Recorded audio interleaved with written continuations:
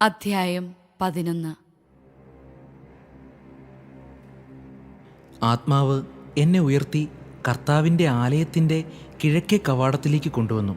അതാ അവിടെ 25 പേർ, ജനപ്രമാണികളായ ആസൂറിൻ്റെ പുത്രൻ യാസാനിയായെയും ബനായായുടെ പുത്രൻ പെലാത്തിയായെയും അവരുടെ ഇടയിൽ ഞാൻ കണ്ടു. അവിടുന്ന് എന്നോട് അരുളി ചെയ്തു, മനുഷ്യപുത്ര, ഇവരാണ് പട്ടണത്തിൽ ദുഷ്കൃത്യങ്ങൾക്ക് കളമൊരുക്കുകയും ദുരുപദേശങ്ങൾ നൽകുകയും ചെയ്യുന്നവർ. അവർ പറയുന്നു, നാം വീട് പണിയേണ്ട സമയമായിട്ടില്ല. ഈ നഗരം കുട്ടകവും നാം മാംസവുമാണ്. ആകയാൽ പ്രവചിക്കുക, മനുഷ്യപുത്ര, അവർക്കെതിരായി പ്രവചിക്കുക. കർത്താവിൻ്റെ ആത്മാവ് എൻ്റെ മേൽ വന്ന് എന്നോട് കൽപ്പിച്ചു, കർത്താവ് അരുളി ചെയ്യുന്നുവെന്ന് പറയുക. ഇസ്രായേൽ ഭവനമേ, നിങ്ങളിങ്ങനെ വിചാരിക്കുന്നു, നിങ്ങളുടെ മനസ്സിൽ ഉദിക്കുന്നതെല്ലാം ഞാൻ അറിയുന്നു. ഈ നഗരത്തിൽ നിങ്ങൾ എണ്ണമറ്റ വധം നടത്തി, മൃതശരീരങ്ങൾ കൊണ്ട് നഗരവീഥികൾ നിങ്ങൾ നിറച്ചു. ദൈവമായ കർത്താവ് അരുളി ചെയ്യുന്നു, നിങ്ങൾ നഗരമധ്യത്തിൽ കൊന്നിട്ടിരിക്കുന്നവരാണ് മാംസം. ഈ നഗരമാണ് കുട്ടകം. എന്നാൽ നിങ്ങളെ ഞാൻ അതിൻ്റെ മധ്യത്തിൽ നിന്ന് പുറത്തു കൊണ്ടുവരും. നിങ്ങൾ വാളിനെ ഭയപ്പെടുന്നു, ഞാൻ നിങ്ങളുടെ മേൽ വാൾ വീഴ്ത്തും. ദൈവമായ കർത്താവാണ് ഇത് പറയുന്നത്. നിങ്ങളെ ഞാൻ നഗരമധ്യത്തിൽ നിന്ന് പുറത്തു കൊണ്ടുവന്ന് വിദേശീയരുടെ കയ്യിലേൽപ്പിക്കും. നിങ്ങളുടെ മേൽ എൻ്റെ ശിക്ഷാവിധി ഞാൻ നടപ്പിലാക്കും. നിങ്ങൾ വാളിനിരയാകും. ഇസ്രായേലിൻ്റെ അതിർത്തിയിൽ വെച്ച് നിങ്ങളെ ഞാൻ വധിക്കും. ഞാനാണ് കർത്താവെന്ന് അപ്പോൾ നിങ്ങൾ അറിയും. ഈ നഗരം നിങ്ങൾക്ക് കുട്ടകമായിരിക്കുകയില്ല, നിങ്ങൾ അതിലെ മാംസവുമായിരിക്കുകയില്ല. നിങ്ങളെ ഞാൻ ഇസ്രായേലിൻ്റെ അതിർത്തിയിൽ വെച്ച് വിധിക്കും. ഞാനാണ് കർത്താവെന്ന് അപ്പോൾ നിങ്ങൾ അറിയും. നിങ്ങൾ എൻ്റെ കൽപ്പനകൾ അനുസരിച്ച് ജീവിച്ചില്ല, എൻ്റെ നിയമങ്ങൾ പാലിച്ചില്ല. നിങ്ങളുടെ ചുറ്റുമുള്ള ജനതകളുടെ പ്രമാണങ്ങൾ അനുസരിച്ചാണ് നിങ്ങൾ പ്രവർത്തിച്ചത്. ഞാൻ പ്രവചിച്ചുകൊണ്ടിരിക്കുമ്പോൾ തന്നെ ബനായായുടെ പുത്രനായ പെലാത്തിയ മരിച്ചു. ഞാൻ കമിഴ്ന്നു വീണ് ഉച്ചത്തിൽ നിലവിളിച്ചു, ദൈവമായ കർത്താവേ, ഇസ്രായേലിൽ അവശേഷിച്ചിരിക്കുന്നവരെ അങ്ങ് പൂർണ്ണമായി നശിപ്പിക്കുമോ? കർത്താവ് എന്നോട് അരുളി ചെയ്തു, മനുഷ്യപുത്ര, നിന്റെ സഹോദരങ്ങളോട്, നിന്റെ സഹോദരരോടും ബന്ധുക്കളോടും ഇസ്രായേൽ ഭവനം മുഴുവനോടുമാണ് ജെറുസലേം നിവാസികൾ ഇങ്ങനെ പറഞ്ഞത്. നിങ്ങൾ കർത്താവിൽ നിന്ന് അകന്നുപോയി. ഈ ദേശം ഞങ്ങൾക്കാണ് അവകാശമായി നൽകിയിരിക്കുന്നത്. ആകയാൽ ഇങ്ങനെ പറയുക, ദൈവമായ കർത്താവ് അരുളി ചെയ്യുന്നു, അവരെ ഞാൻ ജനതകളുടെ ഇടയിലേക്ക് അകറ്റിയെങ്കിലും, രാജ്യങ്ങളുടെ ഇടയിൽ അവരെ ഞാൻ ചിതറിച്ചെങ്കിലും, അവർ എത്തിച്ചേർന്ന രാജ്യങ്ങളിൽ തൽക്കാലത്തേക്ക് ഞാൻ അവർക്ക് ദേവാലയമായി. വീണ്ടും പറയുക, ദൈവമായ കർത്താവ് അരുളി ചെയ്യുന്നു, നിങ്ങളെ ഞാൻ ജനതകളുടെ ഇടയിൽ നിന്ന് ഒരുമിച്ച് കൂട്ടും. നിങ്ങൾ ചിതറിപ്പാർക്കുന്ന രാജ്യങ്ങളിൽ നിന്ന് നിങ്ങളെ ഞാൻ ശേഖരിക്കും. ഇസ്രായേൽ ദേശം നിങ്ങൾക്ക് ഞാൻ നൽകും. അവിടെ വരുമ്പോൾ അവർ എല്ലാ നിന്ദ്യവസ്തുക്കളും മ്ലേച്ഛതകളും അവിടെ നിന്ന് നീക്കിക്കളയും. അവർക്ക് ഞാനൊരു പുതിയ ഹൃദയം നൽകും, ഒരു പുതിയ ചൈതന്യം അവരിൽ ഞാൻ നിക്ഷേപിക്കും. അവരുടെ ശരീരത്തിൽ നിന്ന് ശിലാഹൃദയം എടുത്തുമാറ്റി ഒരു മാംസള ഹൃദയം ഞാൻ കൊടുക്കും. അങ്ങനെ അവർ എൻ്റെ കൽപ്പനകൾ അനുസരിച്ച് ജീവിക്കുകയും എൻ്റെ നിയമങ്ങൾ ശ്രദ്ധയോടെ പാലിക്കുകയും ചെയ്യും. അവർ എൻ്റെ ജനവും ഞാൻ അവരുടെ ദൈവവുമായിരിക്കും. എന്നാൽ നിന്ദ്യവസ്തുക്കളിലും മ്ലേച്ഛതകളിലും ഹൃദയം അർപ്പിച്ചിരിക്കുന്നവരുടെ പ്രവൃത്തികൾക്ക് അവരുടെ തലയിൽ തന്നെ ഞാൻ ശിക്ഷ വരുത്തും. ദൈവമായ കർത്താവ് അരുളി ചെയ്യുന്നു. കെരൂബുകൾ ചിറകുകൾ ഉയർത്തി, ചക്രങ്ങളും അവയുടെ വശങ്ങളിൽ ഉയർന്നു. ഇസ്രായേലിൻ്റെ ദൈവത്തിൻ്റെ മഹത്വം അവയുടെ മീതെ നിലകൊണ്ടു. കർത്താവിൻ്റെ മഹത്വം നഗരമധ്യത്തിൽ നിന്നുയർന്ന് നഗരത്തിന് കിഴക്കുള്ള മലമുകളിൽ ചെന്നു നിന്നു. ആത്മാവ് എന്നെ എടുത്തുയർത്തി ദൈവാത്മാവിൽ നിന്നുള്ള ദർശനത്തിൽ കൽദായ ദേശത്ത് പ്രവാസികളുടെ അടുത്തേക്ക് കൊണ്ടുപോയി. ഞാൻ കണ്ട ദർശനം അപ്രത്യക്ഷമായി. കർത്താവ് എനിക്ക് കാണിച്ചു തന്നതെല്ലാം ഞാൻ പ്രവാസികളോട് പറഞ്ഞു. അധ്യായം 12. കർത്താവ് എന്നോട് അരുളി ചെയ്തു, മനുഷ്യപുത്ര, ധിക്കാരികളുടെ ഭവനത്തിലാണ് നീ വസിക്കുന്നത്. അവർ കണ്ണുണ്ടായിട്ടും കാണുന്നില്ല, ചെവിയുണ്ടായിട്ടും കേൾക്കുന്നില്ല. എന്തെന്നാൽ അവർ ധിക്കാരികളുടെ ഭവനമാണ്. മനുഷ്യപുത്ര, പ്രവാസത്തിന് വേണ്ട ഭാണ്ഡം തയ്യാറാക്കി പകൽ സമയം അവർ കാൺകെ തന്നെ പുറപ്പെടുക. പ്രവാസിയെപ്പോലെ സ്വന്തം സ്ഥലത്ത് നിന്ന് മറ്റൊരിടത്തേക്ക് അവർ നോക്കി നിൽക്കെ തന്നെ നീ പോകണം. ധിക്കാരികളുടെ ഭവനമാണെങ്കിലും ഒരുപക്ഷേ അവർ കാര്യം മനസ്സിലാക്കിയേക്കും. നിന്റെ ഭാണ്ഡം പ്രവാസത്തിനുള്ള ഭാണ്ഡമെന്ന പോലെ പകൽ സമയം അവർ കാൺകെ നീ പുറത്തേക്ക് കൊണ്ടുവരണം. പ്രവാസത്തിന് പോകുന്നവരെ പോലെ നീ സായംകാലത്ത് അവർ നോക്കി നിൽക്കെ പുറപ്പെടണം. അവർ കാൺകെ ഭിത്തിയിലൊരു ദ്വാരമുണ്ടാക്കി അതിലൂടെ കടന്നു പോകണം. അവർ നോക്കി നിൽക്കെ തന്നെ നീ ഭാണ്ഡം തോളിലേറ്റി ഇരുട്ടത്ത് പുറത്ത് കടക്കുക. നിലം കാണാതിരിക്കാൻ നീ മുഖം മൂടിയിരിക്കണം. എന്തെന്നാൽ നിന്നെ ഞാൻ ഇസ്രായേൽ ഭവനത്തിന് ഒരടയാളമാക്കിയിരിക്കുന്നു. എന്നോട് കൽപ്പിച്ചതുപോലെ ഞാൻ ചെയ്തു. പ്രവാസത്തിനുള്ള ഭാണ്ഡമെന്ന പോലെ എൻ്റെ ഭാണ്ഡം പകൽ സമയത്ത് ഞാൻ പുറത്തു കൊണ്ടുവന്നു. സായംകാലത്ത് എൻ്റെ കൈകൊണ്ട് തന്നെ ഭിത്തി തുരന്ന് ഭാണ്ഡം തോളിലേറ്റി അവർ കാൺകെ തന്നെ ഇരുട്ടത്ത് ഞാൻ പുറപ്പെട്ടു. പ്രഭാതത്തിൽ കർത്താവ് എന്നോട് അരുളി ചെയ്തു, മനുഷ്യപുത്ര, ഇസ്രായേൽ ഭവനം, ധിക്കാരികളുടെ ആ ഭവനം, നീ എന്താണ് ഈ ചെയ്യുന്നതെന്ന് ചോദിച്ചില്ലേ? നീ അവരോട് പറയുക, ദൈവമായ കർത്താവ് അരുളി ചെയ്യുന്നു, ഈ അരുളപ്പാട് ജെറുസലേമിലെ രാജാവിനെയും അവിടെയുള്ള ഇസ്രായേൽ ഭവനം മുഴുവനെയും കുറിച്ചുള്ളതാണ്. നീ അവർക്ക് ഒരടയാളമാണ്. നീ ഈ ചെയ്തതുപോലെ അവർക്കും സംഭവിക്കും. പ്രവാസത്തിനും അടിമത്തത്തിനും അവർ വിധേയരാകുമെന്ന് അവരോട് പറയുക. അവരുടെ രാജാവ് തന്റെ ഭാണ്ഡം തോളിലേറ്റി ഇരുട്ടത്ത് പുറപ്പെടും. അവൻ ഭിത്തി തുരന്ന് അതിലൂടെ കടന്നുപോകും. നിലം കാണാതിരിക്കാൻ അവൻ മുഖം മറച്ചിരിക്കും. എന്റെ വല ഞാൻ അവന്റെ മേൽ വീശും. അവൻ എന്റെ കെണിയിൽപ്പെടും. കൽദായരുടെ ദേശമായ ബാബിലോണിലേക്ക് ഞാൻ അവനെ കൊണ്ടുപോകും. അവനത് കാണുകയില്ല. അവിടെ വെച്ച് അവൻ മരിക്കും. അവന് ചുറ്റുമുള്ളവരെയെല്ലാം, അവന്റെ സഹായകരെയും സൈന്യത്തെയും 4 ദിക്കിലേക്കും ഞാൻ ചിതറിക്കും. ഊരിയ വാളുമായി ഞാൻ അവരെ പിന്തുടരും. ജനതകളുടെയും രാജ്യങ്ങളുടെയും ഇടയിൽ അവരെ ഞാൻ ചിതറിക്കുമ്പോൾ ഞാനാണ് കർത്താവ് എന്നവർ അറിയും. തങ്ങൾ എത്തിച്ചേരുന്നിടത്തെ ജനതകളുടെ ഇടയിൽ സ്വന്തം മ്ലേച്ഛതകൾ ഏറ്റുപറയാൻ വേണ്ടി വാളിൽ നിന്നും ക്ഷാമത്തിൽ നിന്നും പകർച്ചവ്യാധികളിൽ നിന്നും അവരിൽ കുറച്ചുപേർ രക്ഷപ്പെടാൻ ഞാൻ ഇടയാക്കും. ഞാനാണ് കർത്താവ് എന്നപ്പോൾ അവർ അറിയും. കർത്താവ് എന്നോട് അരുളി ചെയ്തു, മനുഷ്യപുത്ര, വിറയലോടെ അപ്പം ഭക്ഷിക്കുകയും ഭയത്തോടും ഉത്കണ്ഠയോടും കൂടെ വെള്ളം കുടിക്കുകയും ചെയ്യുക. ആ ദേശത്ത് വസിക്കുന്നവരോട് പറയുക, ഇസ്രായേലിൽ ജെറുസലേമിൽ പാർക്കുന്നവരെപ്പറ്റി ദൈവമായ കർത്താവ് അരുളി ചെയ്യുന്നു, അവർ വിറയലോടെ അപ്പം ഭക്ഷിക്കും, സംഭ്രമത്തോടെ വെള്ളം കുടിക്കും. എന്തെന്നാൽ അവിടെ വസിക്കുന്നവരുടെ അക്രമം നിമിത്തം അവരുടെ നാട്ടിൽ നിന്ന് എല്ലാം അപഹരിക്കപ്പെടും. ജനനിബിഡമായ നഗരങ്ങൾ ശൂന്യമാക്കപ്പെടും. ദേശം നിർജ്ജനമായി തീരും. ഞാനാണ് കർത്താവ് എന്ന് അപ്പോൾ നിങ്ങൾ അറിയും. കർത്താവ് എന്നോട് അരുളി ചെയ്തു, മനുഷ്യപുത്ര, നാളുകൾ നീളുന്നു, ദർശനം നിറവേറുന്നില്ല എന്ന് ഇസ്രായേലിൽ നിലവിലിരിക്കുന്ന പഴമൊഴിയുടെ അർത്ഥമെന്താണ്?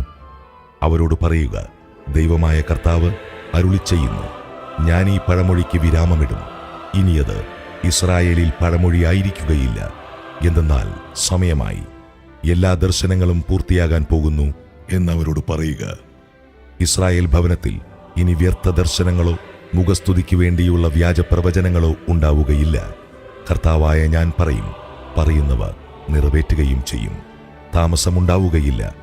ധിക്കാരികളുടെ ഭവനമേ, നിങ്ങളുടെ നാളിൽ തന്നെ ഞാൻ സംസാരിക്കുകയും അത് നിറവേറ്റുകയും ചെയ്യുമെന്ന് ദൈവമായ കർത്താവ് അരുളി ചെയ്യുന്നു. കർത്താവ് എന്നോട് വീണ്ടും അരുളി ചെയ്തു, മനുഷ്യപുത്ര, ഇസ്രായേൽ ഭവനം പറയുന്നു, ഇവന്റെ ദർശനങ്ങൾ അടുത്തെങ്ങും സംഭവിക്കാത്തവയും ഇവന്റെ പ്രവചനങ്ങൾ വിദൂര ഭാവിയെക്കുറിച്ചുള്ളവയുമാണ്. ആകയാൽ നീ അവരോട് പറയുക, ഞാൻ പറഞ്ഞ കാര്യങ്ങൾക്ക് ഇനി ഒട്ടും വിളംബം സംഭവിക്കുകയില്ല. അവ നിറവേറ്റുക തന്നെ ചെയ്യുമെന്ന് ദൈവമായ കർത്താവ് അരുളി ചെയ്യുന്നു.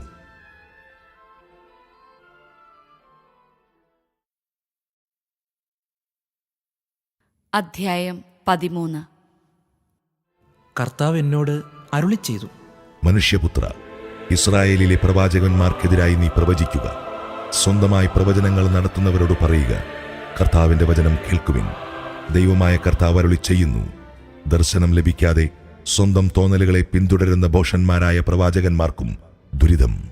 ഇസ്രായേലേ, നിന്റെ പ്രവാചകന്മാർ നാശക്കൂമ്പാരങ്ങൾക്കിടയിൽ കഴിയുന്ന കുറുനരികളെപ്പോലെയാണ്. കർത്താവിന്റെ ദിനത്തിൽ ഇസ്രായേൽ ഭവനം യുദ്ധത്തിൽ ഉറച്ചു നിൽക്കാൻ വേണ്ടി നിങ്ങൾ കോട്ടയിലെ വിള്ളലുകൾ പരിശോധിക്കുകയോ കോട്ട പുതുക്കി പണിയുകയോ ചെയ്തില്ല. അവർ കള്ളം പറയുകയും വ്യാജപ്രവചനം നടത്തുകയും ചെയ്യുന്നു.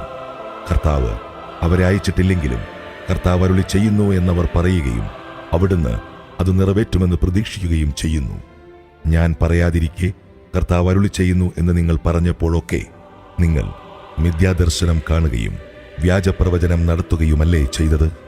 ദൈവമായ കർത്താവ് അരുളി ചെയ്യുന്നു, നിങ്ങൾ വ്യാജം പറഞ്ഞതുകൊണ്ടും മിഥ്യാദർശനം കണ്ടതുകൊണ്ടും ഇതാ ഞാൻ നിങ്ങൾക്കെതിരാണ്. ദൈവമായ കർത്താവാണ് ഇത് പറയുന്നത്. വ്യാജം പ്രവചിക്കുകയും വ്യർത്ഥ ദർശനങ്ങൾ കാണുകയും ചെയ്യുന്ന പ്രവാചകന്മാർക്കെതിരെ എന്റെ കരം ഉയരും. എന്റെ ജനത്തിന്റെ ആലോചനാ സംഘത്തിൽ അവരുണ്ടായിരിക്കുകയില്ല. ഇസ്രായേൽ ജനത്തിന്റെ വംശാവലിയിൽ അവരുടെ പേർ എഴുതപ്പെടുകയില്ല. അവർ ഇസ്രായേൽ ദേശത്ത് പ്രവേശിക്കുകയില്ല.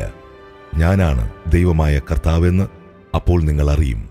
സമാധാനമില്ലാതിരിക്കെ സമാധാനമെന്ന് ഉദ്ഘോഷിച്ച് അവർ എന്റെ ജനത്തെ വഴിതെറ്റിച്ചു. എന്റെ ജനം കോട്ട പണിതപ്പോൾ അവർ അതിന്മേൽ വെള്ള പൂശി. കോട്ടയ്ക്ക് വെള്ള പൂശുന്നവരോട് പറയുക, അത് നിലം പരിചാകും. പെരുമഴ പെയ്യും, വലിയ കന്മഴ വർഷിക്കും, കൊടുങ്കാറ്റടിക്കും. കോട്ട നിലം പതിക്കുമ്പോൾ നിങ്ങൾ വെള്ളപൂശിയ കുമ്മായം എവിടെ എന്നവർ നിങ്ങളോട് ചോദിക്കുകയില്ലേ? ദൈവമായ കർത്താവ് അരുളി ചെയ്യുന്നു, എന്റെ ക്രോധത്തിൽ ഞാനൊരു കൊടുങ്കാറ്റ് അഴിച്ചുവിടും. എന്റെ കോപത്തിൽ ഒരു പെരുമഴ വർഷിക്കും. എന്റെ ക്രോധത്തിൽ എല്ലാം നശിപ്പിക്കുന്ന കന്മഴ അയക്കും. നിങ്ങൾ വെള്ളപൂശിയ കോട്ട ഞാൻ തകർക്കും. അസ്ഥിവാരം തെളിയത്തക്കവിധം ഞാനതിനെ നിലം പതിപ്പിക്കും. അത് നിലം പതിക്കുമ്പോൾ അതിനടിയിൽപ്പെട്ട് നിങ്ങളും നശിക്കും. ഞാനാണ് കർത്താവെന്ന് അപ്പോൾ നിങ്ങൾ അറിയും. കോട്ടയും അതിനു വെള്ളപൂശിയവരും എന്റെ ക്രോധത്തിനിരയാകും. ഞാൻ നിങ്ങളോട് പറയും, കോട്ടയോ അതിനു വെള്ളപൂശിയവരോ അവശേഷിക്കുകയില്ല. ജെറുസലേമിനെപ്പറ്റി പ്രവചനങ്ങൾ നടത്തിയവരും സമാധാനമില്ലാതിരിക്കെ സമാധാനത്തിന്റെ ദർശനങ്ങൾ കണ്ടവരുമായ ഇസ്രായേലിലെ പ്രവാചകന്മാരും അവശേഷിക്കുകയില്ല. ദൈവമായ കർത്താവാണ് ഇത് പറയുന്നത്. മനുഷ്യപുത്ര, സ്വന്തമായ പ്രവചനങ്ങൾ നടത്തുന്നവരായ നിന്റെ ജനത്തിന്റെ പുത്രിമാർക്ക് നേരെ മുഖം തിരിച്ച് അവർക്കെതിരെ പ്രവചിക്കുക.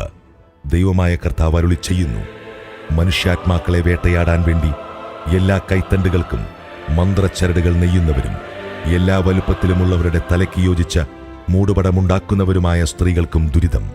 സ്വാർത്ഥ ലാഭത്തിനു വേണ്ടി നിങ്ങൾ എന്റെ ജനത്തിന്റെ ജീവനെ വേട്ടയാടുകയും നിങ്ങളുടെ ജീവനെ രക്ഷിക്കുകയുമല്ലേ? ഒരു പിടി യവത്തിനും കുറച്ചപ്പക്കഷ്ണങ്ങൾക്കും വേണ്ടി എന്റെ ജനത്തിന്റെ മുൻപിൽ വെച്ച് നിങ്ങൾ എന്റെ പരിശുദ്ധിയിൽ കളങ്കം ചേർത്തു. നിങ്ങളുടെ വ്യാജവാക്കുകൾക്ക് ചെവി തരുന്ന എന്റെ ജനത്തെ കബളിപ്പിച്ച് ജീവിച്ചിരിക്കേണ്ടവരെ നിങ്ങൾ കൊല്ലുകയും ജീവിക്കാൻ പാടില്ലാത്തവരുടെ ജീവൻ പരിരക്ഷിക്കുകയും ചെയ്തു. ദൈവമായ കർത്താവ് അരുളി ചെയ്യുന്നു, പക്ഷികളെ എന്ന പോലെ മനുഷ്യരെ കുരുക്കിലാക്കുന്ന നിങ്ങളുടെ മന്ത്രച്ചരടുകൾക്ക് ഞാൻ എതിരാണ്.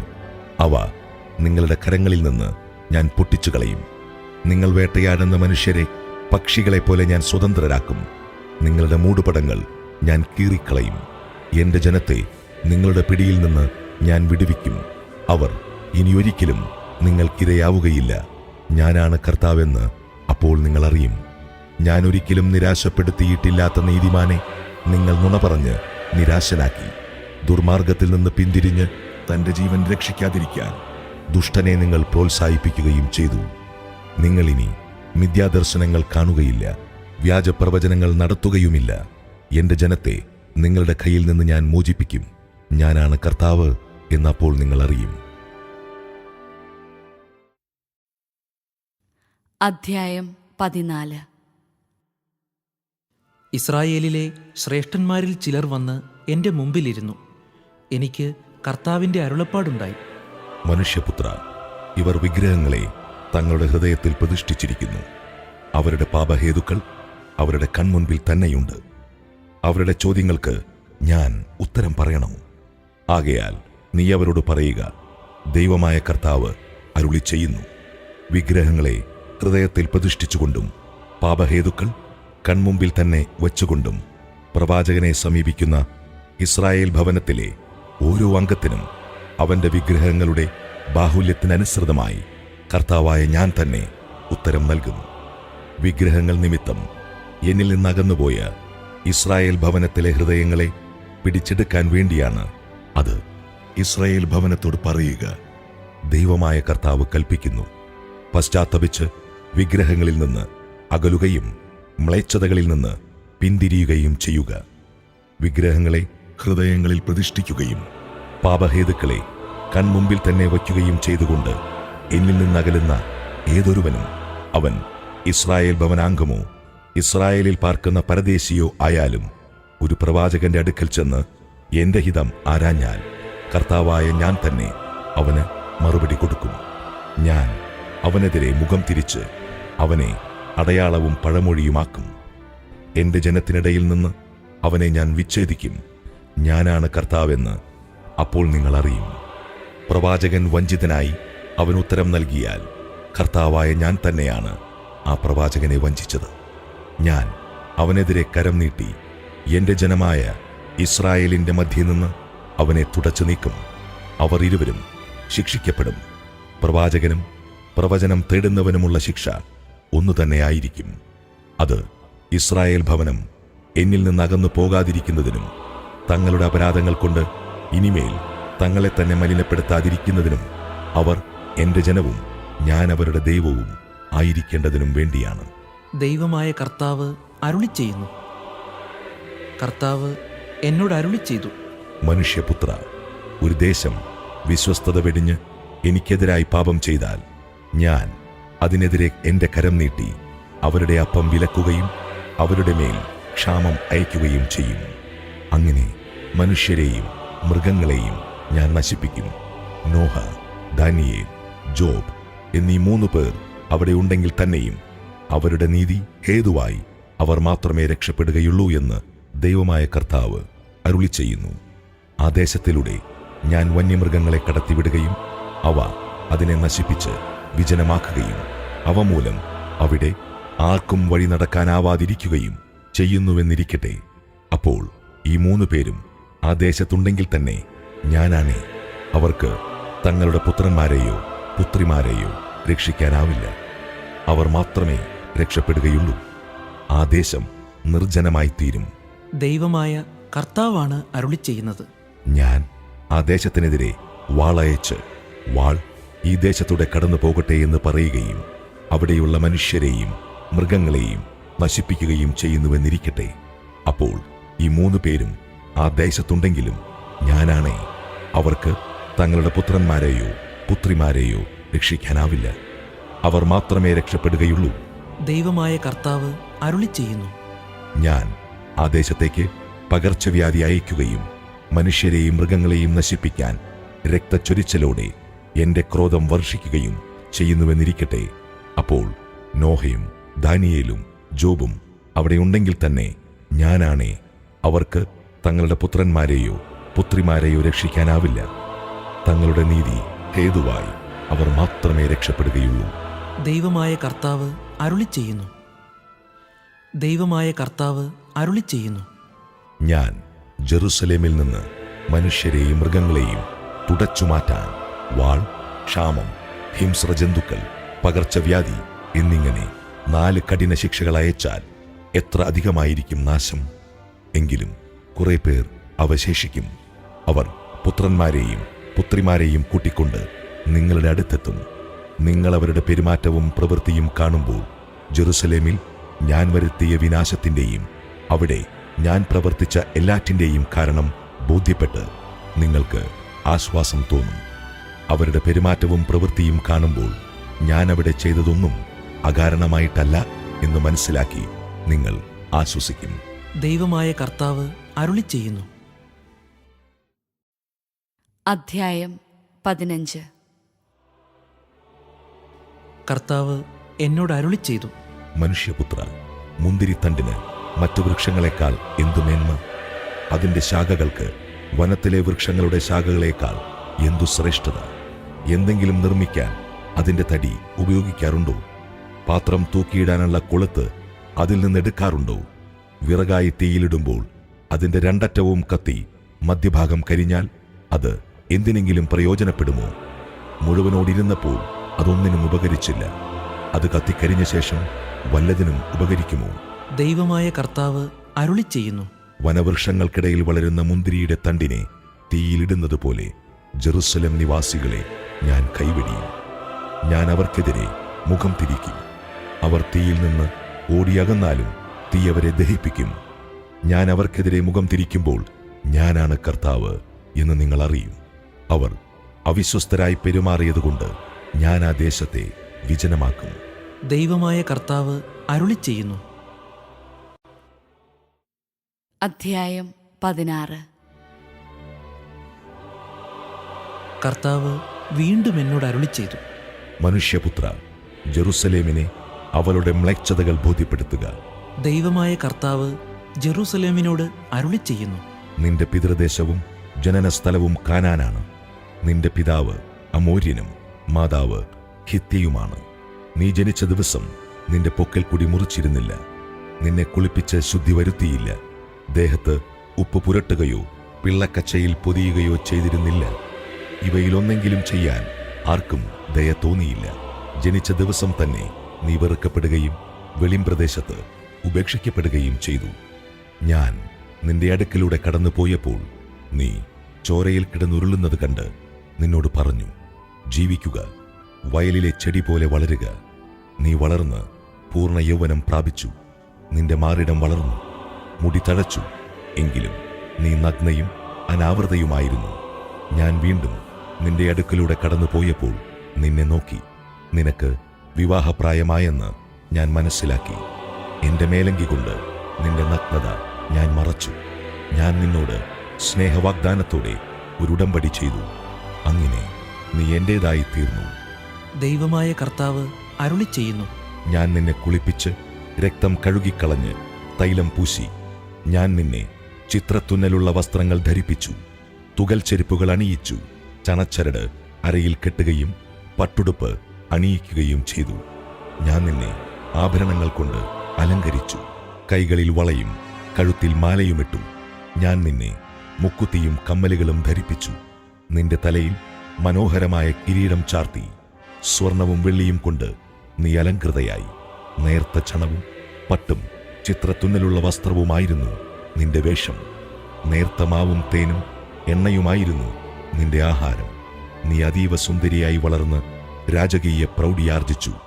സൗന്ദര്യം കൊണ്ട് നീ ജനതകളുടെ ഇടയിൽ പ്രശസ്തയായി. എന്തെന്നാൽ ഞാൻ നൽകിയ കാന്തി അതിന് പൂർണ്ണത നൽകി. ദൈവമായ കർത്താവ് അരുളി ചെയ്യുന്നു. എന്നാൽ നീ നിന്റെ സൗന്ദര്യത്തിൽ മതിമറന്നു. നിന്റെ കീർത്തിയുടെ ബലത്തിൽ നീ വേശ്യാവൃത്തിയിൽ ഏർപ്പെട്ടു. ഏതു വഴിപോക്കനുമായും നീ വേശ്യാവൃത്തിയിൽ മുഴുകി. നിന്റെ വസ്ത്രങ്ങളിൽ ചിലതെടുത്ത് ഉന്നത മണ്ഡപങ്ങൾ അലങ്കരിച്ച് അവയിൽ വെച്ച് നീ വ്യഭിചാരം ചെയ്തു. ഇങ്ങനെയൊന്ന് ഇതിനു മുമ്പുണ്ടായിട്ടില്ല, ഇനി ഉണ്ടാവുകയുമില്ല. ഞാൻ നൽകിയ സ്വർണവും വെള്ളിയും കൊണ്ടുള്ള ആഭരണങ്ങളെടുത്ത് മനുഷ്യരൂപങ്ങളുണ്ടാക്കി. അവയുമായി നീ വേശ്യാവൃത്തിയിൽ ഏർപ്പെട്ടു. ചിത്രത്തുന്നലുള്ള നിന്റെ വസ്ത്രങ്ങൾ നീ അവയെ അണിയിച്ചു. എന്റെ തൈലവും ധൂപവും അവയ്ക്ക് മുമ്പിൽ നീ സമർപ്പിച്ചു. ഞാൻ നിനക്ക് ആഹാരത്തിനായി നൽകിയ നേരിയ മാവും എണ്ണയും തേനും നീ അവയുടെ മുമ്പിൽ പരിമളദ്രവ്യമായി അർപ്പിച്ചു. ദൈവമായ കർത്താവ് അരുളി ചെയ്യുന്നു. എനിക്കു നിന്നിൽ ജനിച്ച പുത്രന്മാരെയും പുത്രിമാരെയും നീ അവയ്ക്ക് ഭോജനമായി ബലിയർപ്പിച്ചു. നിന്റെ വേശ്യാവൃത്തി കൊണ്ട് മതിവരാഞ്ഞിട്ടാണോ നീ എന്റെ കുട്ടികളെ വധിക്കുകയും അവരെ അവയ്ക്ക് ദഹനബലിയായി അർപ്പിക്കുകയും ചെയ്തത്? ചെറുപ്പത്തിൽ നഗ്നയും അനാവൃതയുമായി ചോരയിൽ കുളിച്ചു കിടന്നത് നീ നിന്റെ മ്ലേച്ഛതകൾക്കും വ്യഭിചാരത്തിനുമിടയ്ക്ക് ഓർമ്മിച്ചില്ല. ദൈവമായ കർത്താവ് അരുളി ചെയ്യുന്നു. ദുരിതം, നിനക്ക് ദുരിതം. നിന്റെ എല്ലാ ദുഷ്കൃത്യങ്ങൾക്കും ശേഷം നീ ഓരോ തെരുവിലും ഭദ്രപീഠവും ഉന്നത മണ്ഡപവും നിർമ്മിച്ചു. ഓരോ വഴിക്കവലയ്ക്കും നീ ഉന്നത മണ്ഡപങ്ങൾ ഉണ്ടാക്കി. അവിടെ നിന്റെ സൗന്ദര്യം നീ ദുരുപയോഗപ്പെടുത്തി. വഴിപോക്കർക്കെല്ലാം നിന്നെ തന്നെ നൽകി നീ വ്യഭിചാരം തുടർന്നു.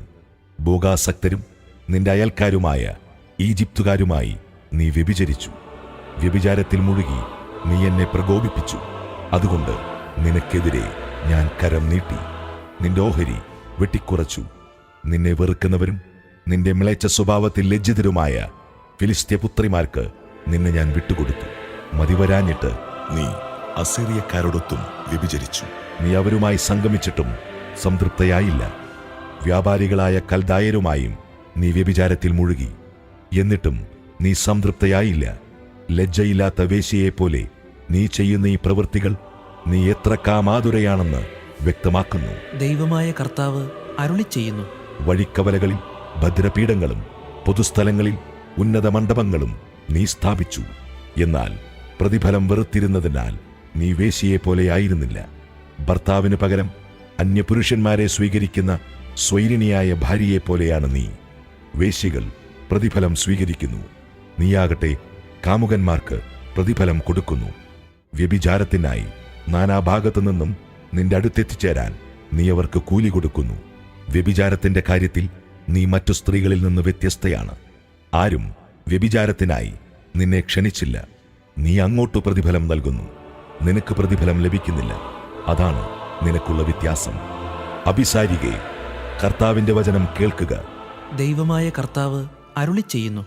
നീ കാമുകന്മാരോടൊപ്പം വ്യഭിചാരത്തിൽ നിർലജ്ജം നിന്റെ നഗ്നത തുറന്നുകാട്ടി. നീ വിഗ്രഹങ്ങൾ നിർമ്മിക്കുകയും നിന്റെ മക്കളുടെ രക്തം അവയ്ക്ക് അർപ്പിക്കുകയും ചെയ്തു. അതിനാൽ നിന്നോടൊപ്പം രമിച്ച എല്ലാ കാമുകന്മാരെയും നീ സ്നേഹിക്കുകയും വെറുക്കുകയും ചെയ്ത എല്ലാവരെയും ഞാൻ ഒരുമിച്ച് കൂട്ടും. അവർ കാണേണ്ടതിന് അവരെ നിനക്ക് ചുറ്റും ഒരുമിച്ച് കൂട്ടി അവരുടെ മുൻപിൽ നിന്റെ നഗ്നത ഞാൻ അനാവരണം ചെയ്യും. വിവാഹബന്ധം വിച്ഛേദിക്കുകയും കൊലപാതകം നടത്തുകയും ചെയ്യുന്ന സ്ത്രീകളെ വിധിക്കുന്നത് പോലെ നിന്നെയും ഞാൻ വിധിക്കും. ക്രോധത്തോടും അസൂയയോടും കൂടെ ഞാൻ നിന്നെ രക്തത്തിലാഴ്ത്തും. ഞാൻ നിന്നെ നിന്റെ കാമുകന്മാരുടെ കൈകളിൽ ഏൽപ്പിച്ചു കൊടുക്കും. അവർ നിന്റെ ഭദ്രപീഠങ്ങൾ തട്ടി തകർക്കുകയും ഉന്നത മണ്ഡപങ്ങൾ ഇടിച്ചു നിരത്തുകയും ചെയ്യും. നിന്റെ വസ്ത്രങ്ങൾ അവർ ഉരിഞ്ഞുകളയും, ആഭരണങ്ങൾ അവർ അപഹരിക്കും. അവർ നിന്നെ നഗ്നയും അനാവൃതയുമായി ഉപേക്ഷിക്കും. അവർ നിനക്കെതിരെ സൈന്യത്തെ അണിനിരത്തും. അവർ നിന്നെ കല്ലെറിയുകയും വാളുകൊണ്ട് വെട്ടി നുറുക്കുകയും ചെയ്യും. നിന്റെ ഭവനങ്ങൾ അവർ അഗ്നിക്കിരയാക്കും. അനേകം സ്ത്രീകളുടെ കൺമുമ്പിൽ വെച്ച് നിന്റെ മേൽ അവർ ശിക്ഷാവിധി നടപ്പിലാക്കും. നിന്റെ വ്യഭിചാരം ഞാൻ അവസാനിപ്പിക്കും. നീ ഇനി ആർക്കും പ്രതിഫലം നൽകുകയില്ല. അങ്ങനെ എന്റെ കോപം നിന്റെ മേൽ പ്രയോഗിച്ച് ഞാൻ തൃപ്തിയടയും. എന്റെ അസൂയ നിന്നെ വിട്ടകലും. ഞാൻ കോപമടക്കി ശാന്തനാകും. നീ നിന്റെ ചെറുപ്പകാലം വിസ്മരിക്കുകയും ഇത്തരം പ്രവൃത്തികൾ കൊണ്ട് എന്റെ ക്രോധം ജ്വലിപ്പിക്കുകയും ചെയ്തതിനാൽ നിന്റെ തെറ്റുകൾക്കുള്ള ശിക്ഷ നിന്റെ തലയിൽ തന്നെ ഞാൻ വരുത്തും.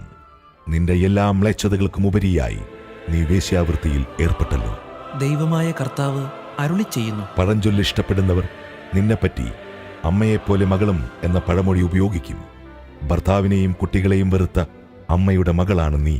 ഭർത്താക്കന്മാരെയും കുട്ടികളെയും വെറുത്ത സഹോദരിമാരുടെ സഹോദരിയാണ് നീ. നിന്റെ മാതാവ് ഹിത്യയും പിതാവ് അമോര്യനുമാണ്. നിന്റെ മൂത്ത സഹോദരി സമരിയ ആണ്. അവൾ തന്റെ പെൺമക്കളോടൊത്ത് നിന്റെ വടക്കുവശത്ത് താമസിച്ചു. നിന്റെ ഇളയ സഹോദരി സൊദോമാണ്. അവൾ തന്റെ പെൺമക്കളോടൊത്ത് നിന്റെ തെക്കുവശത്ത് താമസിച്ചു. അവരുടെ പാതയിൽ ചരിച്ചതുകൊണ്ട് നിനക്ക് മതിയായില്ല. അവരുടെ മ്ലേച്ഛതകൾ കൊണ്ട് നിനക്ക് തൃപ്തി വന്നില്ല. അതൊക്കെ നിസ്സാരമെന്ന ഭാവത്തിൽ എല്ലാ തരത്തിലും നീ അവരെക്കാൾ വഷളായി. കർത്താവ് അരുളി ചെയ്യുന്നു. ഞാനാണേ നീയും നിന്റെ പുത്രിമാരും ചെയ്തതുപോലെ നിന്റെ സഹോദരിയായ സൊദോമും അവളുടെ പുത്രിമാരും ചെയ്തിട്ടില്ല. നിന്റെ സഹോദരിയായ സൊദോമിന്റെ തെറ്റ് ഇതായിരുന്നു. പ്രൗഢിയും ഭക്ഷ്യസമൃദ്ധിയും സമാധാനവും സ്വസ്ഥതയും ഉണ്ടായിട്ടും അവളും അവളുടെ പുത്രിമാരും നിർധനരെയും അഗതികളെയും തുണച്ചില്ല. അവർ ഗർവിഷ്ഠരായിരുന്നു. എന്റെ മുന്നിൽ അവർ മ്ലേച്ഛതകൾ പ്രവർത്തിച്ചു. അതുകണ്ട് ഞാൻ അവരെ നിർമാർജനം ചെയ്തു. നീ ചെയ്ത തിന്മയുടെ പകുതി പോലും സമരിയ ചെയ്തില്ല. നീ അവരെക്കാൾ കൂടുതൽ മ്ലേച്ഛത പ്രവർത്തിച്ചു. നീ പ്രവർത്തിച്ച മ്ലേച്ഛതകൾ കണക്കിലെടുത്താൽ നിന്റെ സഹോദരികൾ നീതിയുള്ളവരായി തോന്നും. നിന്റെ അവമതി നീ സഹിക്കണം. നിന്റെ സഹോദരിമാരെക്കാൾ ഏറെ മ്ലേച്ഛതകൾ നീ പ്രവർത്തിച്ചതിനാൽ നിന്നോട് തുലനം ചെയ്യുമ്പോൾ അവർ നിഷ്കളങ്കരായി തോന്നും. ലജ്ജിച്ച് അവമാനമേൽക്കുക. എന്തെന്നാൽ നിന്റെ സഹോദരിമാർ നീതിയുള്ളവരെന്ന് തോന്നിക്കാൻ നീ ഇടയാക്കി.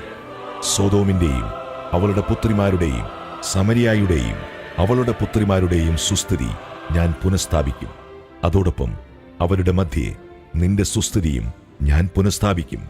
അങ്ങനെ അവർക്കൊരാശ്വാസമാകത്തക്ക വിധം നീ ചെയ്ത പ്രവൃത്തികളെക്കുറിച്ച് നീ ലജ്ജിച്ച് അവമാനമേൽക്കും. നിന്റെ സഹോദരിമാരായ സൊദോമും സമരിയായും അവരുടെ പുത്രിമാരും തങ്ങളുടെ പൂർവ്വസ്ഥിതിയിലേക്ക് മടങ്ങിവരും. നീയും നിന്റെ പുത്രിമാരും നിങ്ങളുടെ പൂർവ്വസ്ഥിതി പ്രാപിക്കും. നിന്റെ ദുഷ്ടതകൾ വെളിപ്പെടുത്തുന്നതിനു മുൻപ് നീ അഹങ്കരിച്ചു കഴിഞ്ഞ കാലങ്ങളിൽ നിന്റെ സഹോദരിയായ സൊദോമിന്റെ പേരുച്ചരിക്കാൻ നിന്റെ അധരങ്ങൾ ലജ്ജിച്ചിരുന്നില്ലേ?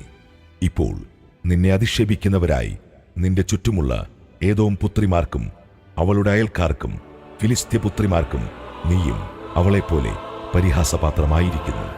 നിന്റെ വ്യഭിചാരത്തിന്റെയും മ്ലേച്ഛതയുടെയും ശിക്ഷ നീ ഏൽക്കും. കർത്താവ് അരുളി ചെയ്യുന്നു. ദൈവമായ കർത്താവ് അരുളി ചെയ്യുന്നു. നീ പ്രവർത്തിച്ചതുപോലെ നിന്നോടും ഞാൻ പ്രവർത്തിക്കും. നീ ഉടമ്പടി ലംഘിച്ച് പ്രതിജ്ഞ അവഹേളിച്ചു. എങ്കിലും നിന്റെ യൗവനത്തിൽ നിന്നോട് ചെയ്ത ഉടമ്പടി ഞാൻ ഓർമ്മിക്കും. നീയുമായി ശാശ്വതമായ ഒരു ഉടമ്പടി സ്ഥാപിക്കുകയും ചെയ്യും. നിന്റെ പ്രവൃത്തികൾ അപ്പോൾ നീ ഓർമ്മിക്കും. നിന്റെ മൂത്തതും ഇളയതുമായ സഹോദരിമാരെ ഉടമ്പടി പ്രകാരമല്ലാതെ തന്നെ നിനക്ക് ഞാൻ പുത്രിമാരായി നൽകും. അവരെ സ്വീകരിക്കുമ്പോൾ നീ ലജ്ജിക്കും. നീയുമായി ഞാനൊരു ഉടമ്പടി സ്ഥാപിക്കും. ഞാനാണ് കർത്താവെന്ന് അപ്പോൾ നീ അറിയും.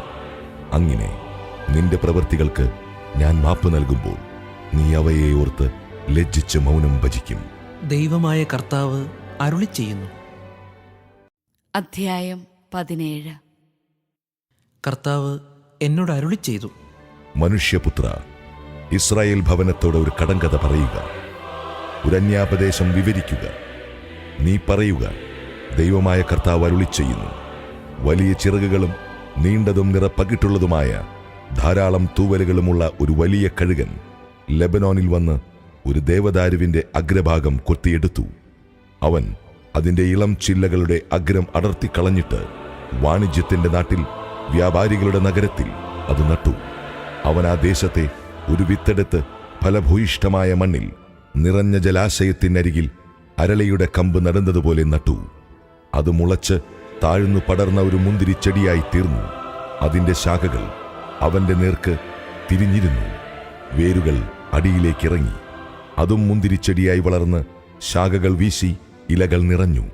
വലിയ ചിറകുകളും ധാരാളം തൂവലുകളുമുള്ള മറ്റൊരു കഴുകനുമുണ്ടായിരുന്നു. തന്നെ അവൻ നനയ്ക്കുമെന്ന് കരുതി മുന്തിരിച്ചെടി അവന്റെ നേരെ ശാഖകൾ നീട്ടുകയും വേരുകൾ അവന്റെ നേരെ തിരിച്ചു വിടുകയും ചെയ്തു.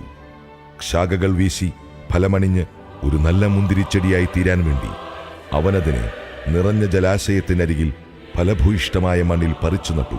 ദൈവമായ കർത്താവ് അരുളി ചെയ്യുന്നു എന്ന് പറയുക. അത് തഴച്ചു വളരുമോ? അവനതിന്റെ വേരുകൾ പറിച്ചെടുക്കുകയും ശാഖകൾ വെട്ടിമാറ്റുകയും ചെയ്യുകയില്ലേ? അതിന്റെ തളിർപ്പുകൾ കരിഞ്ഞു പോവുകയില്ലേ?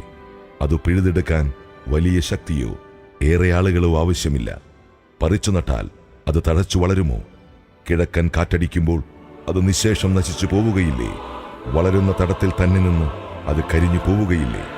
കർത്താവ് എന്നോട് അരുളി ചെയ്തു.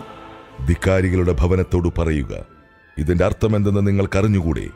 അവരോട് പറയുക, ബാബിലോൺ രാജാവ് ജെറുസലേമിൽ വന്ന് അവളുടെ രാജാവിനെയും പ്രഭുക്കന്മാരെയും പിടിച്ച് ബാബിലോണിലേക്ക് കൊണ്ടുപോയി. അവൻ രാജകുമാരന്മാരിൽ ഒരുവനെ തിരഞ്ഞെടുത്ത് അവനുമായി ഒരു ഉടമ്പടി ഉണ്ടാക്കുകയും അവനെക്കൊണ്ട് സത്യം ചെയ്യിക്കുകയും ചെയ്തു. സ്വയം ഉയരാനാവാത്ത വിധം രാജ്യം ദുർബലമാകാനും അവന്റെ ഉടമ്പടി പാലിച്ചുകൊണ്ട് മാത്രം നിലനിൽക്കാനുമായി അവൻ അവിടുത്തെ പ്രബലന്മാരെ പിടിച്ചുകൊണ്ടുപോയിരുന്നു.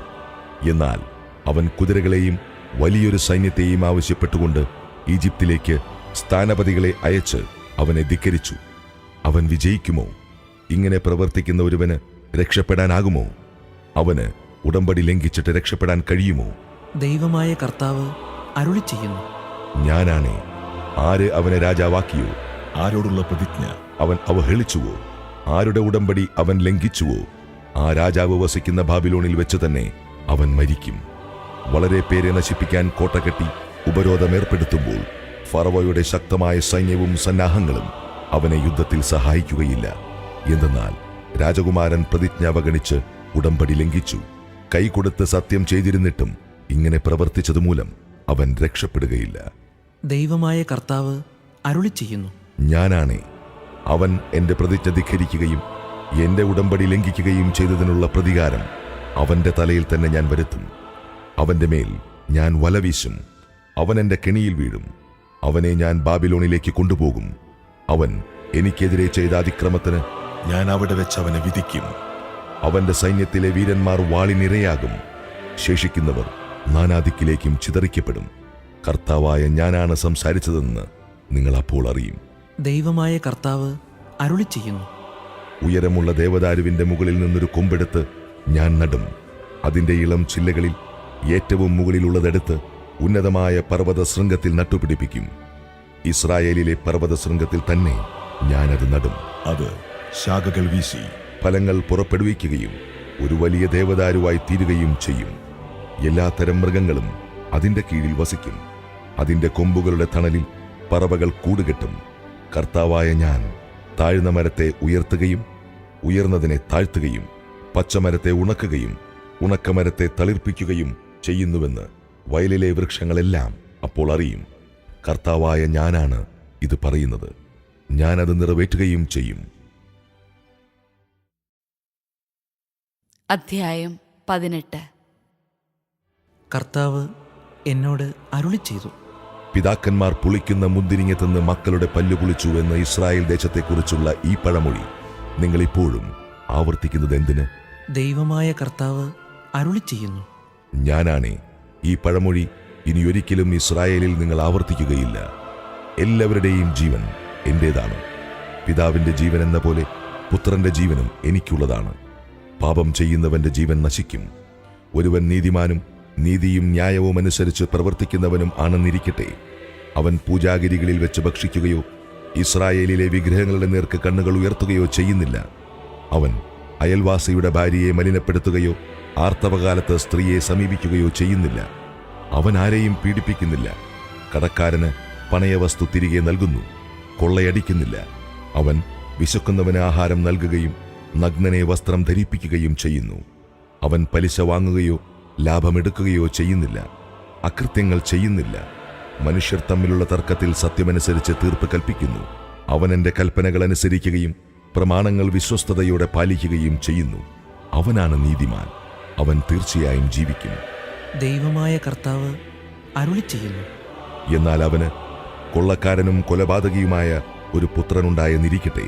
അവൻ തന്റെ പിതാവ് ചെയ്തിട്ടില്ലാത്ത തിന്മകൾ ചെയ്തു പൂജാഗിരികളിൽ വെച്ച് ഭക്ഷിക്കുകയും അയൽവാസിയുടെ ഭാര്യയെ മലിനപ്പെടുത്തുകയും ചെയ്യുന്നുവെന്നിരിക്കട്ടെ. അവൻ ദരിദ്രരെയും അഗതികളെയും പീഡിപ്പിക്കുകയും കൊള്ള ചെയ്യുകയും പണയവസ്തു തിരിച്ചു കൊടുക്കാതിരിക്കുകയും വിഗ്രഹങ്ങളുടെ നേരെ കണ്ണുയർത്തുകയും മ്ലേച്ഛതകൾ പ്രവർത്തിക്കുകയും ചെയ്തേക്കാം. അവൻ പലിശ വാങ്ങുകയും ലാഭമെടുക്കുകയും ചെയ്യുന്നവനായിരിക്കാം. അങ്ങനെയെങ്കിൽ അവൻ ജീവിക്കുമോ? ഇല്ല. ഈ മ്ലേച്ഛതകളൊക്കെ പ്രവർത്തിച്ചതുകൊണ്ട് അവൻ തീർച്ചയായും മരിക്കും. അവന്റെ രക്തം അവന്റെ മേൽ തന്നെ പതിക്കും.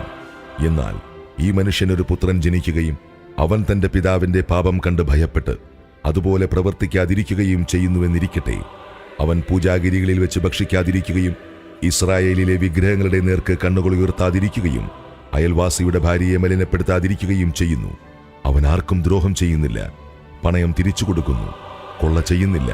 അവൻ വിശക്കുന്നവന് തന്റെ ആഹാരം കൊടുക്കുകയും നഗ്നനെ വസ്ത്രം ധരിപ്പിക്കുകയും ചെയ്യുന്നു. അവൻ അകൃത്യം പ്രവർത്തിക്കുന്നില്ല. അവൻ പലിശ വാങ്ങുകയോ ലാഭമെടുക്കുകയോ ചെയ്യുന്നില്ല. എന്റെ കൽപ്പനകൾ പാലിക്കുകയും പ്രമാണങ്ങളനുസരിച്ച് പ്രവർത്തിക്കുകയും ചെയ്യുന്നു. അങ്ങനെയെങ്കിൽ അവൻ തന്റെ പിതാവിന്റെ അകൃത്യങ്ങൾ മൂലം മരിക്കുകയില്ല. അവൻ തീർച്ചയായും ജീവിക്കും. അവന്റെ പിതാവാകട്ടെ കവർച്ച നടത്തുകയും സഹോദരനെ കൊള്ളയടിക്കുകയും സ്വജനങ്ങളുടെ ഇടയിൽ തിന്മ പ്രവർത്തിക്കുകയും ചെയ്തതുകൊണ്ട് തന്റെ അകൃത്യങ്ങൾ നിമിത്തം മരിക്കും. പിതാവിന്റെ ദുഷ്ടതകൾക്കുള്ള ശിക്ഷ പുത്രൻ അനുഭവിക്കാത്തതെന്ത് എന്ന് നിങ്ങൾ ചോദിച്ചേക്കാം. പുത്രൻ നിയമാനുസൃതവും ന്യായപ്രകാരവും വർത്തിക്കുകയും എന്റെ കൽപ്പനകൾ അനുസരിക്കുന്നതിൽ ശ്രദ്ധ വയ്ക്കുകയും ചെയ്താൽ അവൻ തീർച്ചയായും ജീവിക്കും. പാപം ചെയ്യുന്നവൻ മാത്രമായിരിക്കും മരിക്കുക. പുത്രൻ പിതാവിന്റെ തിന്മകൾക്ക് വേണ്ടിയോ പിതാവ് പുത്രന്റെ തിന്മതകൾക്ക് വേണ്ടിയോ ശിക്ഷിക്കപ്പെടുകയില്ല. നീതിമാൻ തന്റെ നീതിയുടെ ഫലവും ദുഷ്ടൻ തന്റെ ദുഷ്ടതയുടെ ഫലവും അനുഭവിക്കും. എന്നാൽ ദുഷ്ടൻ താൻ ചെയ്ത പാപങ്ങളിൽ നിന്നെല്ലാം പിന്തിരിയുകയും എന്റെ കൽപ്പനകൾ അനുസരിക്കുകയും നീതിയും ന്യായവും പ്രവർത്തിക്കുകയും ചെയ്താൽ അവൻ തീർച്ചയായും ജീവിക്കും, മരിക്കുകയില്ല. അവൻ ചെയ്തിട്ടുള്ള അതിക്രമങ്ങൾ അവനെതിരായി പരിഗണിക്കപ്പെടുകയില്ല. അവൻ പ്രവർത്തിച്ചിട്ടുള്ള നീതിയെ പ്രതി അവൻ ജീവിക്കും. ദൈവമായ കർത്താവ് ചോദിക്കുന്നു, ദുഷ്ടന്റെ മരണത്തിൽ എനിക്ക് സന്തോഷമുണ്ടോ? അവൻ ദുർമാർഗത്തിൽ നിന്ന് പിന്തിരിയുകയും ജീവിക്കുകയും ചെയ്യണമെന്നല്ലേ എന്റെ ആഗ്രഹം? നീതിമാൻ നീതിയുടെ പാതയിൽ നിന്ന് വ്യതിചലിച്ച് തിന്മ പ്രവർത്തിക്കുകയും ദുഷ്ടൻ പ്രവർത്തിക്കുന്ന മ്ലേച്ഛതകൾ തന്നെ ആവർത്തിക്കുകയും ചെയ്താൽ അവൻ ജീവിക്കുമോ?